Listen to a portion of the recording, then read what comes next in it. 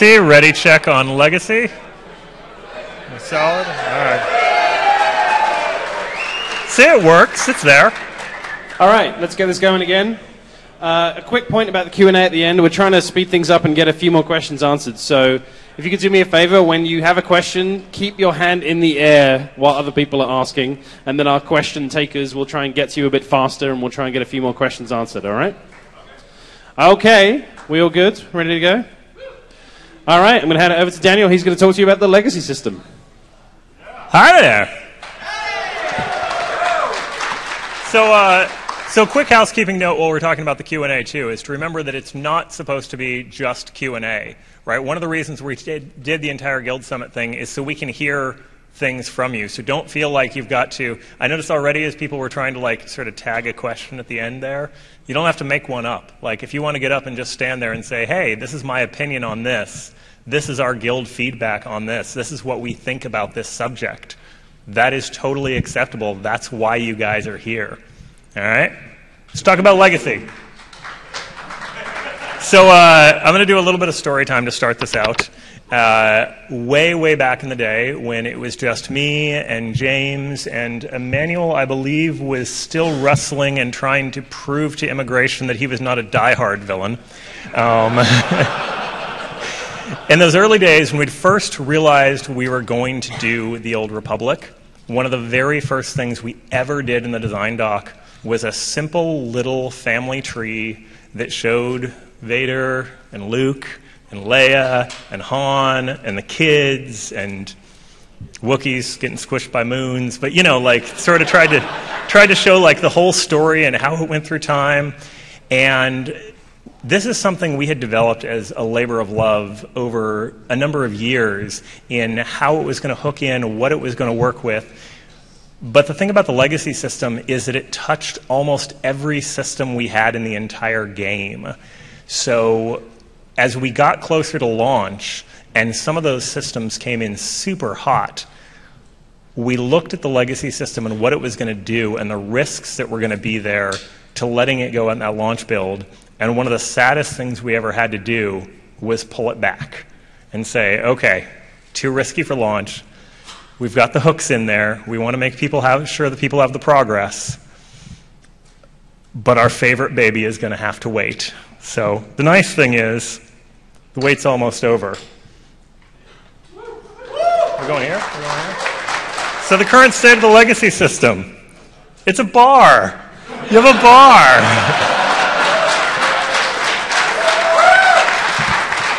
And we had a lot of discussions about this. We had a lot of discussions about whether or not to put the bar in because it made us look stupid.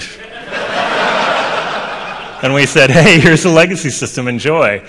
But if we had brought the bar out with the initial system and you had spent all that time building up your characters, and those people who were like me and are just alt addicts, if you had already put together your 7 guys and we said, hey, now you can get legacy experience, I think it would have made people madder. So, you know, we made the decisions we did. The good news is the bar has a function. So 1.2, hey, here it is after all these years. First thing, it's the family tree. So the family tree is automatically updated with all of your various people from all of your different things. You can decide if they're your allies, if you're getting married, if they're your kids, how they go together, all of that stuff. This is going to extend, and we've got some ideas of stuff to do it in the future. But really, it's super cool role-playing, and it touches my heart, and it does what the whole system was conceptualized to at the beginning. So the big one, obviously, everyone knows about this, which are the species unlocks. One of the things we really wanted to do was tie together that fantasy of people being places in the galaxy that you might not exactly expect them, right? My father was a Sith, but I am a Jedi.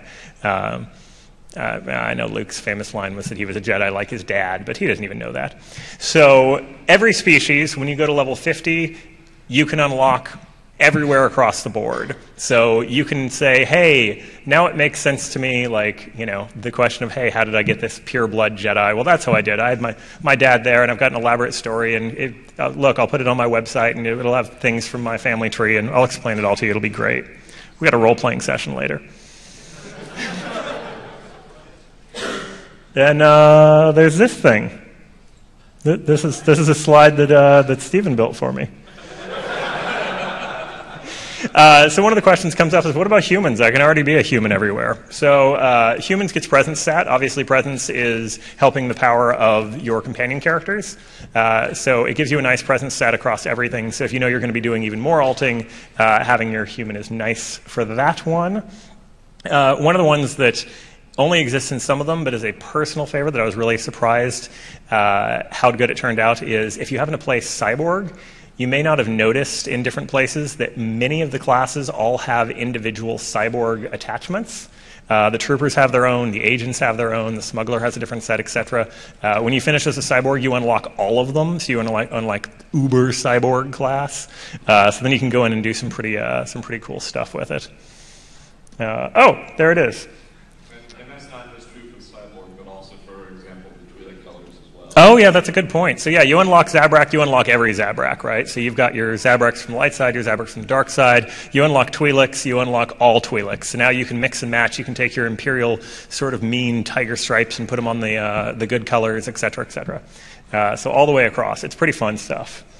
So global unlocks. So complete Chapter 2. Unlock a class emote. Okay, all right, we've got a cool class emote. And then all of your unlocks, these are all globals. So now everybody can use your class emote. You also unlock your class's buff, what we call the Uber buff. So I've already finished the Sith Warrior. Now, I've finished Chapter 2 for my Sith Warrior. Now I go back to my Bounty Hunter. Now when I cast Hunter's Boon on myself, I actually get the Sith Warrior buff as well.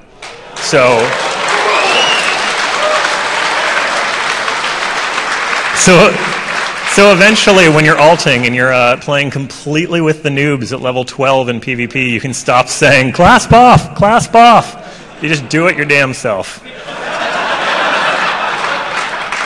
So, easy example. So, and that's for every piece for Chapter 2. So, Chapter 3, the heroic ability for all other legacy characters. So, you guys know right now there's a power that's called Heroic Moment. Everyone know about this? This is like your get out of Dodge card when you're playing PvE and you realize that you've way bit off too much more than you can chew. We're using that piece to do the legacy heroic abilities, and the reason we're doing that is because it instantly negates the problems of anywhere you shouldn't have a companion character. So we can give you some big, ridiculous, OP, super fun powers, knowing you can't take them into ops. I know what they're called. You can't take them into ops. You can't take them into war zones. We don't have to worry about that, so we can just let it open and have fun with it. So, yeah, it requires a heroic moment to use, requires an active companion.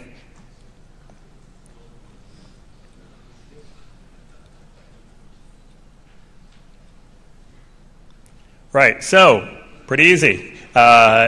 I've finished the Sith Warrior, and I have finished the Sith Warrior because I knew this was coming. So now, on my extra people, I've actually got his heroic ability for everyone in my legacy. Everybody that I've got can force choke the hell out of people. Now, it's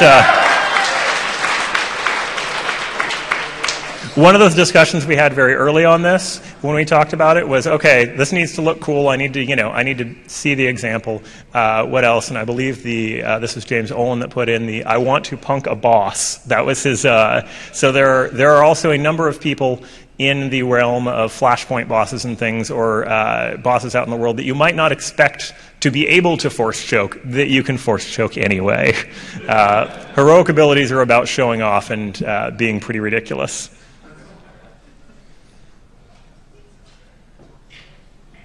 Okay, so companion characters. Every type of companion character is how we sectionalize them off. So completing a companion character. How often have you seen the, like, I maxed out my companion character and I didn't get nothing except, a little fade to black. I mean, that was nice and all, but maybe something a little bit more substantial.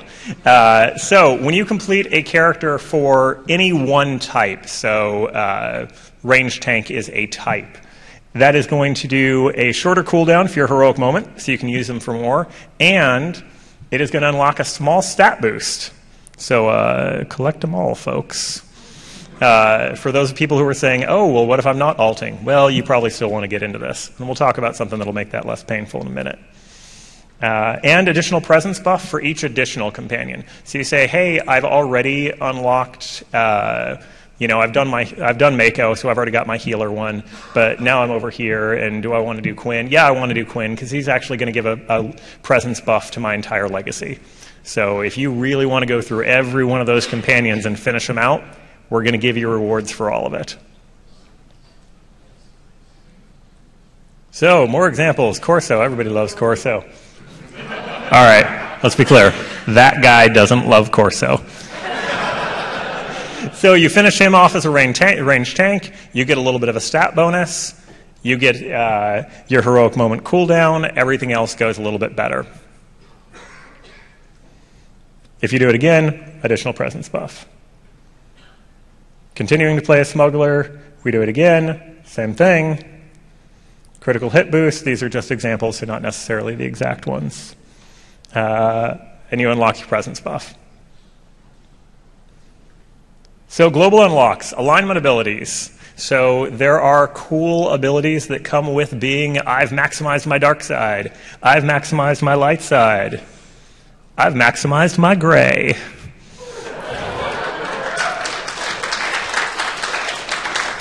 Maximizing my gray will not appear in 1.2. Sorry, working on it. Unlocks the active abilities for all legacy characters. So this is another one that there's some cool rewards for.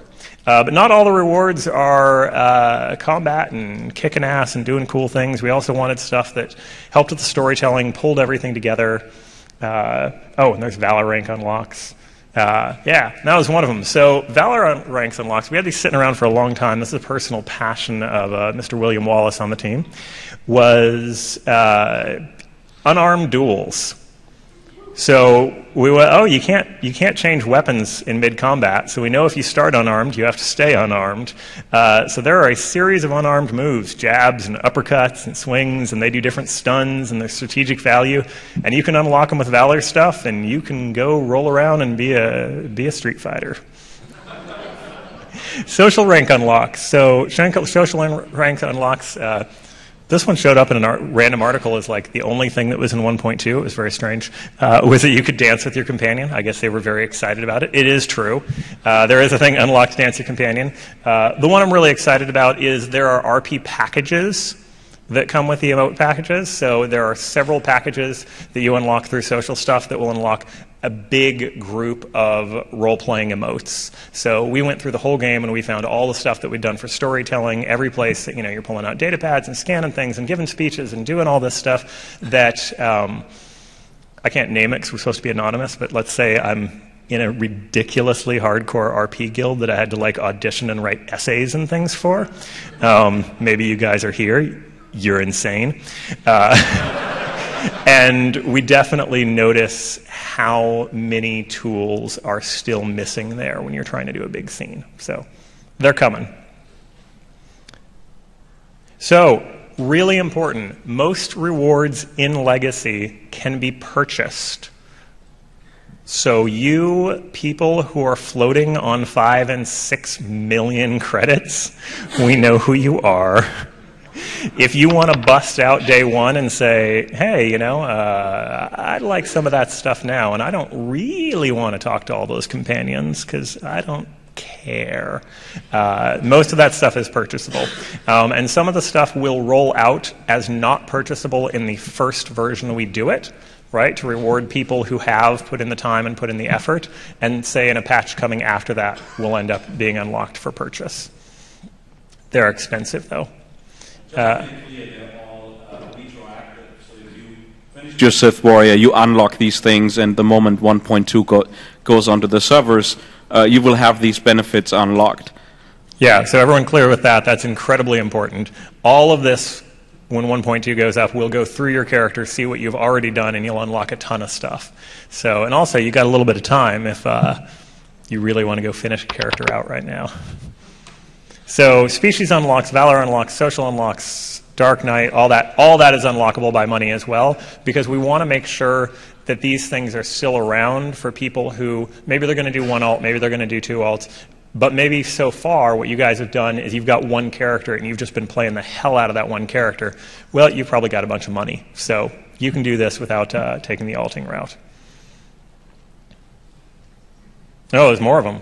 Oh yeah, so cooldown reductions for the Emergency Fleet Pass and the Quick Travel Pass, for those of you who like to run around a lot. And this guy. Hold on. I should have just rolled right through that one. So that is not a free-form flight for a bounty hunter. I didn't even think about that until I saw your faces. So there is an advanced sprint that comes. It's sort of the level pass sprint. Let's talk about what's happening with sprint anyway, because that's done, right?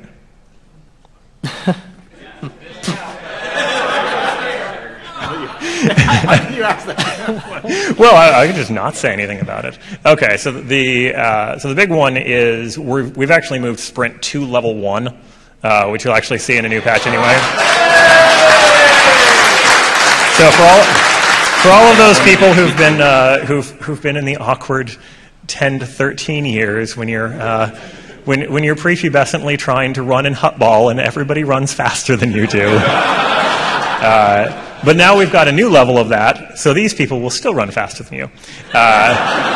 If you're a bounty hunter, it's your jetpack. If you're anybody else, it's a actually very cool-looking prequel sort of rocket boots. So a little bit of Clone Wars action going on. It's a limited short thing. It looks cool. And there's a bunch of toys that come for that. We've also got a bunch of items for your ship. We've started rolling out cool things that you can do in your ship. Including, let's see, training dummies.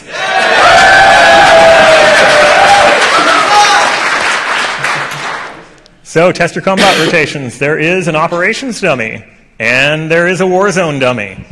And I think that Georg may have mentioned that you're going to have a log that you can pull all that information from now. So, what? Friendly dummy.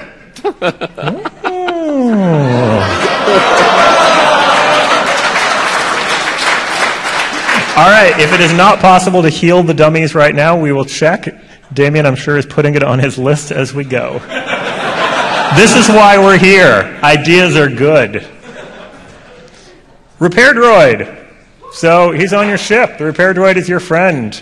He will, it looks like we're losing some power. He will repair your items. He will buy your items. He will sell you upgrades for your ship droids that improve specific crafting abilities.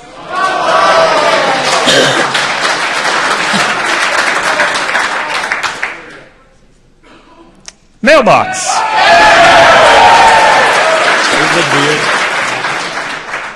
Auction house. The auction house is very, very high up the legacy. We do not want to Galactic, see? I did it. Galactic Trade Network. All right. James got me on the... I got ops, though.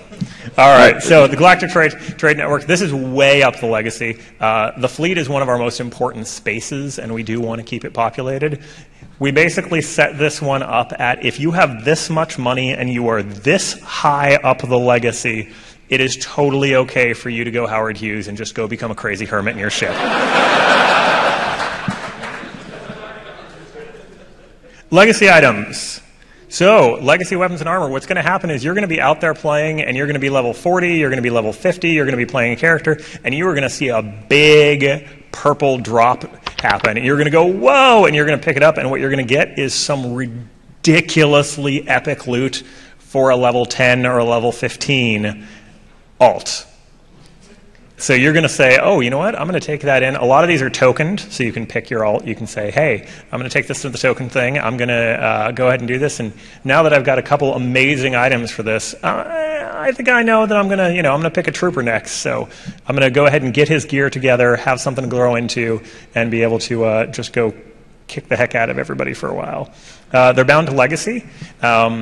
So one of the things about the legacy is you have full mailing options for bound to legacy stuff. So bind to legacy is instead of bind on pickup. So you can't trade them with other players, but you can trade them within your legacy. It is important, too, to note that you can actually send anything that you could normally send to players on your own faction to anybody in your legacy, which brings up a lot of trading interests. They do not scale. You'll eventually grow out of them, but you can be really, really fun for a while there. Legacy appearances. So there are unique orange items that are only unlockable by legacy levels, which can be used, and then you can parade around and show how cool you are. Future of Legacy. What's on this? So character-specific rewards. Oh, this one. All right. So this does not sell this. So what's coming next? So the next step, everything we got here was global. All the stuff that happens right now this is stuff that happens for everyone. The next step is customizing your alt experience. The next step stuff you're going to see rolling out is actually things where you can decide, hey, I just want a PvP for this guy, so I'm going to go ahead and purchase a PvP experience points buff. And I'm going to make sure that all the time I'm doing experience, I'm going to do this. You know what? I want my speeder license way before I get it now. I want to be zooming around on my. Who would like to move faster through Coruscant? Right? These are the kind of experiences we're going to get with that, which is totally different ways to customize your own gameplay through each one of your alts. And that's going to be the next chapter of Legacy. The big thing for Legacy is this is a core part of the Old Republic, and it was always supposed to be. It is going to continue to come and develop. There's going to be huge rewards associated with it, and really exciting stuff. And you'll probably get to see, so 1.2, obviously, the first big one. 1.3 is the next big one. And then you'll continually see things feeding into the Legacy program all the way through the future. Yeah, like that. So it sounds exciting, doesn't it? All right, discussion topics. What do you think? What are you most excited about? We like that one. What is your biggest concerns? So, questions, commentary, things from your guilds, whatever. Bring it on. Just as a reminder, like I said, keep your hand up so we can get to you faster for the next set of questions. Testing. All right. I have an alt on a different server. Am I going to be able to transfer him to my server so I can get the legacy bonus from him? Because I didn't know about legacy before I rolled my character on a different server. When character transfers come, you will, in fact, we do have a brilliantly complicated design that took Damien a long time to pound out. So when character transfers come, which is not in the immediate future, you will be able to move characters between them. They will meld, and you will end up with the higher of the two legacies. Thank you.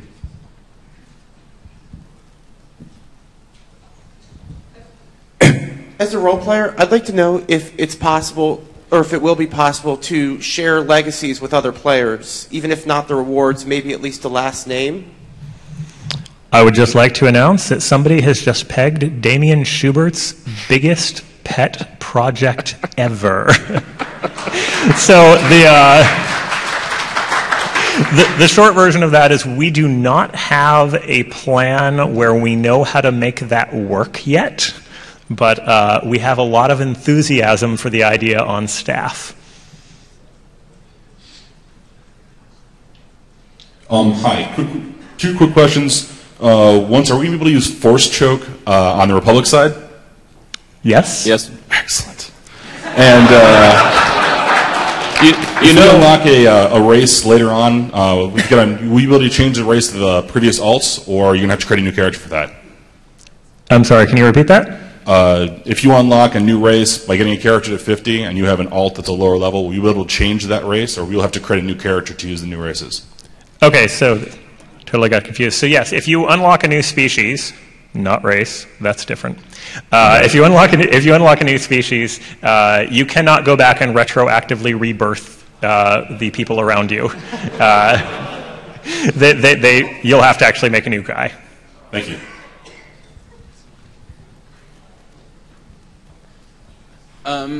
Things like lightsaber choices, weapon choices, things like that, are there any plans to possibly allow characters to use a weapon that's not necessarily designed for them in a aesthetic sort of way? Something like a Sith warrior using a double-bladed lightsaber. Even though I can understand there would be huge changes in PvP or whatever with an actual change, is there a way to do some kind of aesthetic version? One of the things we've actually done is, so you nailed it on the head, which is that we can't give you an entirely new weapon build for that. One of the things we've done is address that in the heroic abilities, which we will have more of coming in the future. So you may not be able to do that, but you may get the trooper grenades or the things that are easily iconic that we can transfer between, but not as a permanent weapon stat change. I can actually add to that. So the legacy system, as Daniel said, is something we're going to be expanding upon in Game Update 2, 3, 4, and into the future. And what you just talked about there, the ability for a Sith warrior to be able to use a double-bladed lightsaber, that's something that has come up in discussions for potential new legacy. Like the thing is, we have all kinds of different ways we can expand legacy, and that is one possibility. So yeah, if you guys have other ideas of what you'd like to see in legacy, this is a good forum for it. My members, the most thing they want out of Legacy is cosmetic stuff. And one of the things that's in another game, which I won't mention, that some of my members are still in, is the ability to change the look of your character, hair, eye color, scratch. You get all the way to 50 and you're going, I don't really like the color of that hair. I don't really like that. They call it a barbershop, where you can go in and change your hair, make it long, make it short. Those kind of things at the end. And also, just basically unlocking slots where you can do cosmetics, more cosmetics, because some people are cosmeticaholics. I tell you, they got 8 different outfits. It's winter outfit, it's summer outfit. They're in Alderaan, they're in Tatooine. You know what I mean? That's what my team is looking for, something like that. To really customize. So, and I will go ahead and address that one. In the short term, short term, quotes, there is definitely a plan on there to allow player customization post-creation. And what we've always said is sort of anything that you can conceivably change in a sci-fi Star Wars setting, we'll let you change. That won't be rolling out for a little while. Being able to carry around several different outfits and flip them in and out and do all that stuff, that's definitely on the table, but even further back. But is something personally I really enjoy because I'm also that guy. The bikinis on Hoth offend me. So earlier you mentioned that if we have an alt, they'll be able to use the buff all through one character. Does that apply only for ourselves? So if I buff myself, does it buff my party with all of my legacy characters' buffs as well? Correct. So you are a one-man buff machine. So potentially we wouldn't have to bring, say, Sentinels to our raids anymore. So, wow. There is a young lady in red back here who is going to wander over and whoop you later. But yes, it does mean, for instance, if you guys wanted to do a super-powered, we're going to go 8-man trooper team into a war zone, you could still buff everybody, which is the intent. Okay, I wanted to ask about banking with your legacy, with your alts. Is there going to ever be any shared space so that you could just drop things in the bank for your alts and share it across the board through the bank? So the legacy bank is definitely on the table. It was behind the guild bank, which obviously was much more important to get done faster, but gives us a lot of interesting hooks that we can use for later. So yeah, we're pro legacy bank. We're also lifting some of the mail restrictions with 1.2 because obviously if you play an alt and you choose the other side, which we incentivize you to, you want to send some help over there, right? More character slots. Will those be legacy unlocked or on the way? Or are there any plans for that? Because I know that we have multiple people who have all 8 filled already in our guild. There are, at the moment, no plans for additional character slots that are on the thing, but suggestion is noted and entered into the records. So in regards to the leveling up of a character, like the class quests are unique, are you looking to do anything around making the experience a little bit more enjoyable and not having to repeat some of the solo content? Yeah, so that's absolutely the character customization stuff I was talking about that's rolling towards 1.3, which is, there's already, let's be clear, in our game, there are more paths to get through there because you get XP for everything, which you've noticed if you're a completionist. I know in the last character I didn't play anything except class content all the way through, because you may have guessed I've seen a lot of this stuff already. And then I just played a ton of PvP. What we're going to do in 1.3 is we're going to allow you to actually buy buffs that will give you additional experience points for the things you want to be doing. So you really can cut out a lot of the other stuff. The class buffs, are those going to be cross-faction as well? Yes. They don't stack though, and they're, you know, the two from the two sides are functionally the same. So your warrior and your knight buff will not stack on top of each other. Let's be that would be game crippling. You will actually see the faction appropriate buff on you, so you're not going to see Hunter's Boon on a smuggler. You would see the trooper version of that. But at the same time, you don't have to just do the ones. So if you finished knight, consular, bounty hunter, agent, you could still get the full buff complement. How likely is it that we're going to see in-game Flashpoint or Operation being bind to Legacy to like try to extend the farming of your operations? You know, after you've got your set of gear on your main character, maybe you can try to start gearing out some of your alts. There is no present concept for that. And Gabe, do you want to comment on the? Yeah, I mean, no current plans on that. As far as we've got specific legacy items like you spoke about, and then a lot more focus on the different crafting mods and being able to extract all slots. So there's going to be sort of an inherent flexibility with kind of gearing up your alts going forward with 1.2, but specifically getting the BOP outfits and handing it to someone else. No plans for that. That being said, one of the things that we're looking forward in either 1.3 or 1.4 is adding at least one huge quest that unlocks something for all of your characters if you complete it. Just 2 quick points here. Is there any way that in the legacy system that somehow in the future maybe plans that we could incorporate a dual spec? So like if you have a Sith sorcerer playing DPS and you're in a group and we need a healer, that you could swap spec. So more than dual spec, multi-spec is coming. We are extremely excited about. I think there's actually probably a thing for it later on. You are right to guess that it's probably going to be tied into the legacy system. The first version, which will come a little bit earlier, but not 1.2, will just be allowing you to save multiple specs. The second system, which will come later on, will be full gear layouts. That's great. And the only other thing I had is my character hit the legacy point before the great big splash screen that tells you this will affect all of your future characters. Is there any plans in the future to be able to change your chosen legacy name? Damien, do we have an update on that?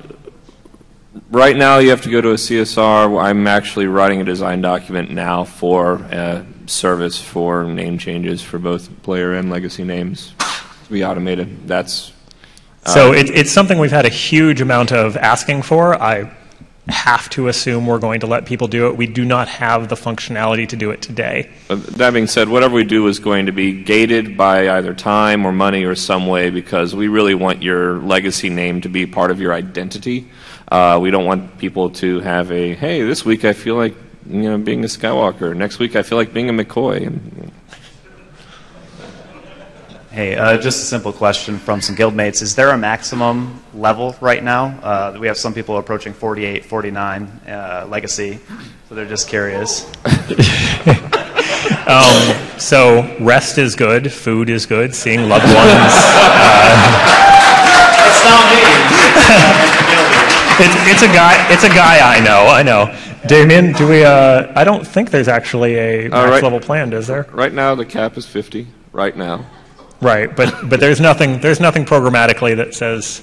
In fact, one of the interesting things about putting the and don't just get mad at these guys if you know them, and they're kind of the kids who throw off the bell curve in school. But one of the interesting things about putting the levels in there early is that before we released 1.2, we could look at all of your levels and we could see where people were and actually peg rewards appropriately for where we wanted them to be. So definitely expandable. Until 1.2, though, it's going to be through 1.2. It's going to be 50, and that's probably it. Correct. Well, one of the interesting things about putting the bar and nothing but the bar in at launch is that there is a very, very small number of you out there that looked at that bar and said, "Challenge accepted." And Damien is our on-staff representation of that exact type of player.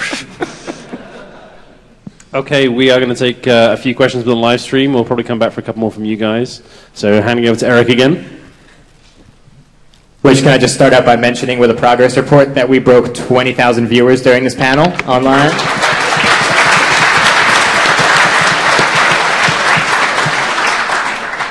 All right, so our first question, and I think this is kind of a suggestion, but a question, and it comes from someone with the unfortunate name of Guest. Any plan to give some form of a crafting advantage through the legacy system? And the example that he gives is, my father was a biochemist. Why not being able to use a biochem stim with a biochem requirement on my other character who's a cybertech? Georg, I love it. Georg, tell us if we're crazy. I'm sure you'll love it. Georg has the unfortunate job, so you guys understand, of balancing ridiculous stuff that we come up with because it sounds fun.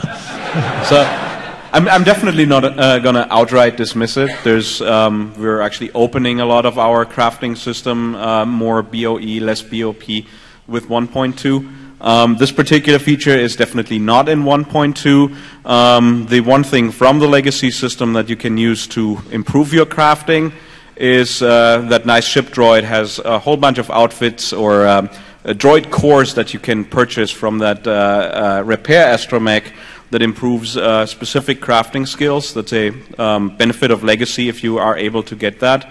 The other thing is he got a new personality matrix. He actually likes those luxury goods that the organic meat bags like. So you can build affection with him, improve him past what he's capable of doing right now. That should help, and we put a voice restraining bolt on him.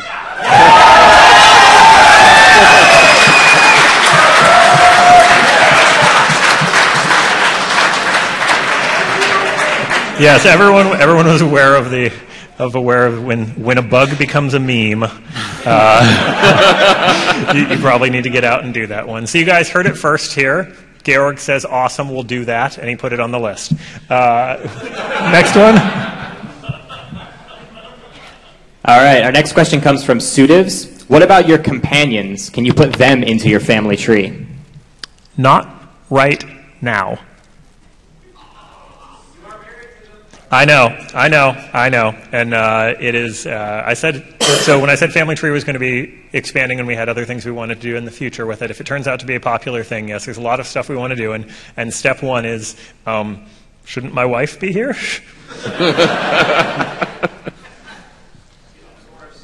All right, our next question comes from Akramir. Are we likely going to see cosmetic ship upgrades from Legacy in the future? You are likely to see cosmetic ship upgrades in the future. Whether or not they will be tied to Legacy, that one's pretty far down the line. But we love the same stuff you love, and assuming that you love a big pink Hello Kitty looking smuggler ship, then we're all on the same page here. But it's quite a ways down the road. All right, our next question comes from Justin, and I'm sure this one is for you, Daniel. Just my opinion, how can an agent use the Force when he or she does not have the ability? I don't think this keeps with the Star Wars storyline that everyone loves. So the whole point of the legacy is that we have seen repeatedly through Star Wars canon that Force using potential goes very strongly through families. So the only way to unlock it is actually to have somebody in your family tree that already does have the Force using potential. So we were all over that.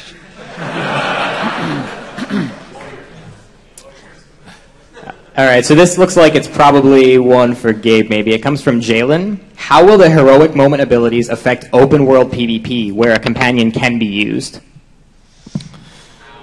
It'll make it more interesting. Heroic damage.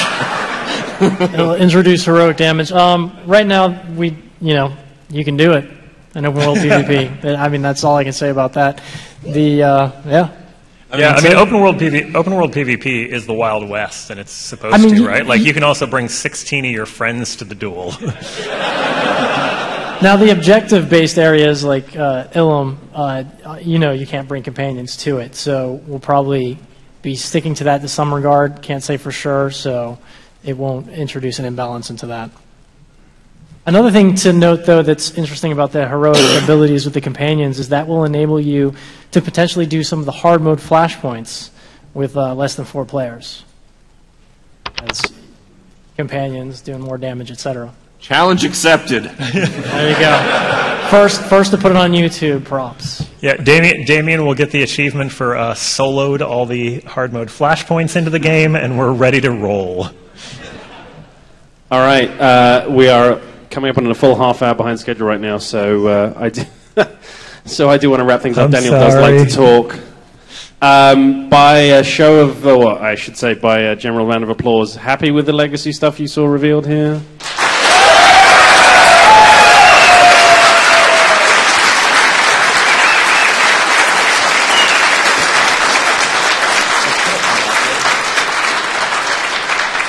Okay, we're going to take like a 2-3 minute break. Please don't go very far. We are going to try and speed things along, and then Georg is going to come back and talk about economy and crew skills. Let him get to the bathroom before you. We need him.